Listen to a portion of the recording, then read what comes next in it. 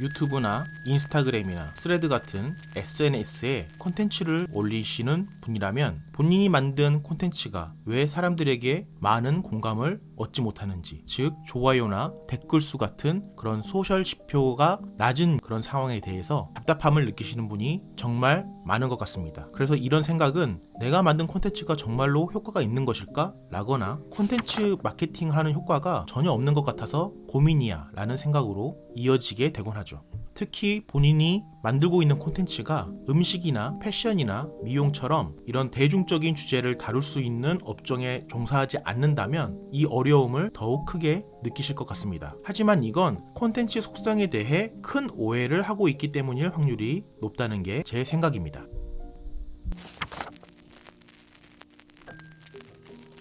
제가 처음 온라인 비즈니스를 시작했을 때 효과적인 콘텐츠 제작에 대해서 고민을 정말 많이 했거든요. 당시에 저는 소셜 지표라고 제가 부르는데 조회수라든지 좋아요 개수라든지 공유 횟수라든지 댓글 수 이런 것들을 저는 소셜 지표라고 이야기를 하는데요. 이런 숫자에 집착을 했었습니다. 왜냐하면 이런 것들이 누가 봐도 이 콘텐츠가 많은 사람들에게 잘 전달되고 공감받고 있다 라는 것들을 표면적으로 보여주는 것들이기 때문에 성공 지표로 삼았던 것이죠. 그래서 콘텐츠를 업로드한 날에는 되게 신경이 곤두설 수밖에 없었습니다. 이런 소셜 지표 수치가 낮으면 너무 우울하더라고요. 엄청나게 공들여서 만든 제 자식 같은 콘텐츠가 사람들에게 버림받는 느낌이 들 정도였습니다. 그러다가 아주 가뭄에 콩나듯이 평소보다 3배에서 5배 정도 높은 조회수나 좋아요를 받으면 그날은 하루 종일 기분이 좋은 거죠. 너무너무 기분이 좋아서 1분에 한 번씩 해당 게시물을 클릭해서 새로 고침을 해가면서 수치 변화를 볼 정도로 기분이 너무 좋았습니다. 정말 기분이 최고였어요. 하지만 이런 사이클을 여러 번 겪은 다음에 제가 깨닫게 된 사실이 있었습니다. 그건 바로 조회수와 좋아요가 많아도 실제로 비즈니스에 도움이 되지 않는다면 그 콘텐츠는 효과적이지 않다라는 것이었습니다.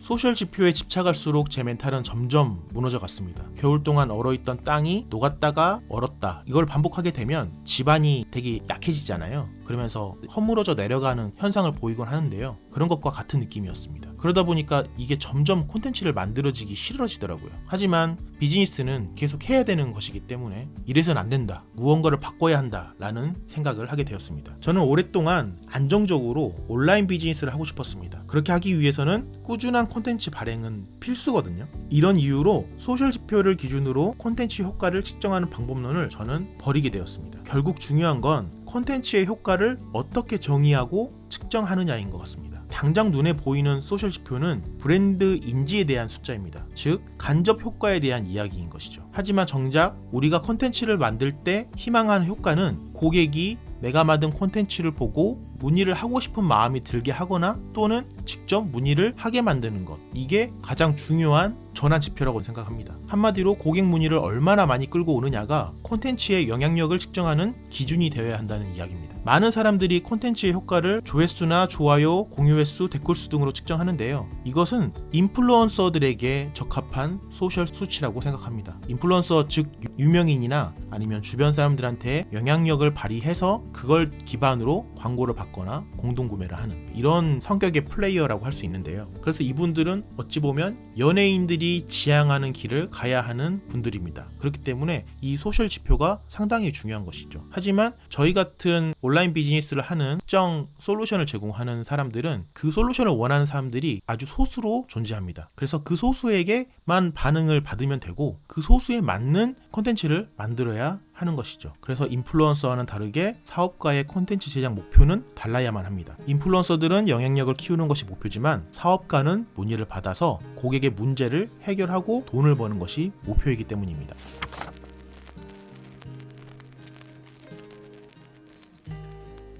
그래서 저는 콘텐츠 평가에 대한 새로운 기준을 오늘 영상에서 말씀을 드리고 싶습니다. 첫 번째는 문의 중심의 콘텐츠를 기획하자 이고요. 두 번째는 신뢰를 쌓는 콘텐츠를 만들자. 세 번째는 고객을 명확하게 정하고 그 결에 맞는 이야기를 하도록 노력하자 입니다.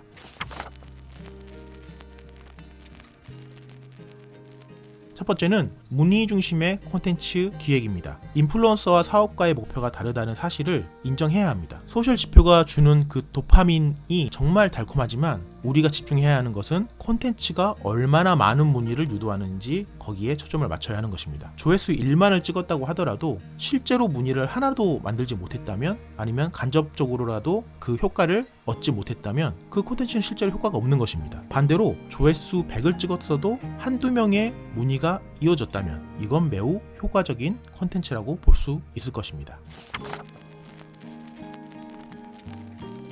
두 번째는 신뢰를 쌓는 콘텐츠를 만들어야 한다는 것입니다. 급한 마음은 항상 불안과 과욕을 부릅니다. 단기적인 성과를 바라는 마음이 소셜 지표에 집착하게 만드는 이유인 것이죠. 하지만 그것은 빵 하고 콘텐츠가 떡상해서 사람들이 몰려들길 원하는 욕심입니다. 실제로 인기 많은 인플루언서들도 매번 콘텐츠를 인기 있게 띄우기 어렵다고 말합니다. 알고리즘을 최대한 분석을 하지만 그 알고리즘이 항상 우리들 마음에 맞게 움직여주는 건 아니기 때문입니다. 즉 통제성이 없는 변수에 따라서 그 콘텐츠가 떡상하고 아니고 결정된다는 것이거든요. 하지만 인플루언서들은 보통 사람들보다는 더 높은 확률로 콘텐츠를 띄울 수 있는 건 사실입니다. 왜냐하면 그 인플루언서들은 애초에 콘텐츠를 만드는 목적이 최대한 많은 사람에게 퍼지고 공감받고 원하는 기획으로 늘 학습을 하고 콘텐츠를 만들어내기 때문입니다. 이렇게 사람들의 이슈를 잘 이끌어내는 전문가들도 이런 상황인데 우리 같은 사람들에게는 이게 얼마나 어려운 일일까요? 콘텐츠를 떡상시킨다는 것이요. 그래서 단기적인 성과를 노리기보다는 꾸준히 신뢰를 쌓는다는 생각으로 접근해 봐야 한다고 생각합니다. 어느 순간부터 의미 있는 결과가 분명히 나타날 것입니다. 그렇다고 제가 소셜 지표가 높은 콘텐츠를 부정하는 것은 아닙니다. 분명히 좋죠. 공유가 많이 되는 콘텐츠도 온라인 비즈니스에 분명히 필요한 콘텐츠입니다. 사람들에게 널리 퍼진 만큼 브랜드 인지도를 높일 수 있으니까요. 하지만 우리가 궁극적으로 지향해야 되는 것은 계속 신뢰를 쌓아갈 수 있도록 명확하게 고객의 결에 맞는 그런 콘텐츠를 쌓아 나가야 한다는 것입니다.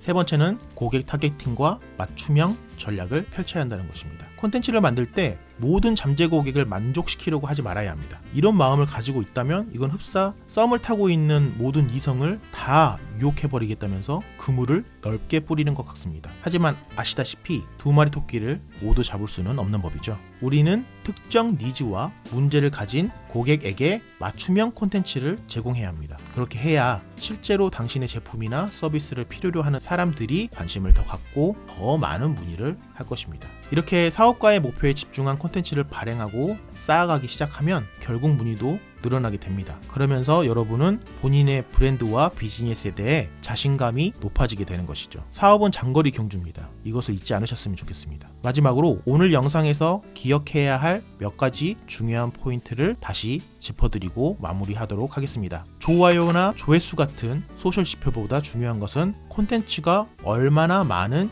직간접적인 문의를 유도하는가입니다. 그리고 신뢰를 바탕으로 한 장기적인 접근이 필요하다는 이야기를 했고요. 세 번째로는 누구에게 어떤 이야기를 하는 콘텐츠를 만들지 명확하게 기획하고 실행에 옮기라는 말씀을 드렸습니다. 이렇게 해서 문의 유도 콘텐츠를 중심으로 한 마케팅 전략을 구축해야 한다고 권해드리고 싶습니다. 지금까지 제가 말씀드렸던 이 모든 것들이 중요하지만 단 하나만 기억을 하려면 고객의 문제를 해결할 수 있는 콘텐츠를 만들어야 라고 정리할 수 있겠습니다. 오늘은 여기까지입니다. 오늘 내용이 도움이 되셨다면 좋아요를 눌러주시고요. 궁금한 점이나 혹시 다른 의견이 있으시다면 댓글로 소통하실 수 있습니다. 그리고 다음 내용도 놓치지 않고 편하게 받아보고 싶으시면 구독 버튼 눌러주시고요. 알람 설정까지 해주시면 완벽할 것 같습니다. 지금까지 본인의 서비스를 고객에게 콘텐츠로 증명해야 하는 전문가들을 위한 정보를 전해드리는 수석 비즈니스 셰르파 이행곤이었습니다. 감사합니다.